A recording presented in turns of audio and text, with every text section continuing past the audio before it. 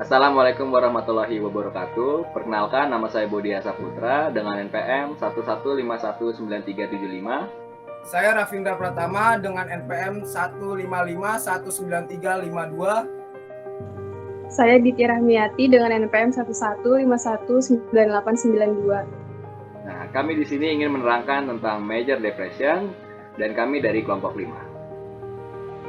Major Depression atau depresi berat merupakan suatu gangguan kesehatan mental yang ditandai dengan suasana hati yang terus tertekan atau kehilangan minat dalam beraktivitas, menyebabkan penurunan yang signifikan dalam kualitas hidup sehari-hari. Depresi berat mempengaruhi 16,2% selama hidup seseorang. Depresi berat digolongkan ke dalam gangguan episodik karena gejalanya cenderung muncul untuk jangka waktu tertentu dan kemudian hilang.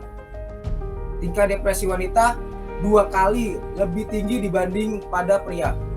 Selanjutnya akan diterangkan oleh teman saya, Bodiasya. Penyebab depresi.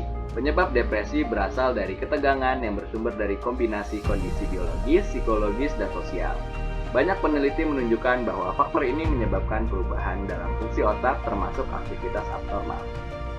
Kriteria bila Anda mengalami depresi: yang pertama, suasana hati yang sedih atau kehilangan kesenangan dalam aktivitas sehari-hari. Yang kedua, tidur terlalu banyak atau terlalu sedikit. Ketiga, penurunan berat badan atau perubahan nafsu makan. 4, kehilangan energi. 5, perasaan tidak berharga atau rasa bersalah yang berlebihan.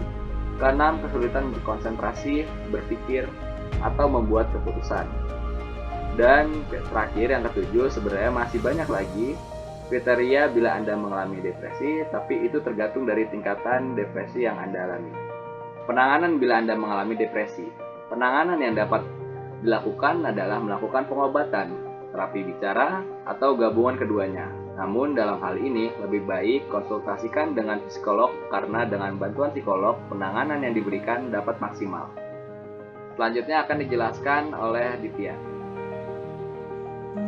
Di sini kami memiliki contoh kasus, yaitu Mary. Mary adalah seorang ibu dari 4 orang anak yang berusia 38 tahun. Mary telah mengalami depresi berat selama sekitar 2 bulan ketika dia pertama kali datang ke psikolog. Sebelum datang ke psikolog, Mary bekerja sebagai sekretaris administrasi, namun Mary diberhentikan. Ini merupakan masalah berat bagi keuangan keluarganya, dan Mary mengalami kesulitan tidur, dan sering bangun sepanjang malam. Mary juga tidak ada nafsu makan dan sebagai hasilnya ia kehilangan 10 pound dalam berat badannya. Dia memiliki sedikit energi dan tidak tertarik pada kegiatan yang ia nikmati di masa lalu. Lalu akhirnya Mary datang ke psikolog dan mendapatkan hasil bahwa Mary sedang mengalami depresi berat akibat kehilangan pekerjaannya.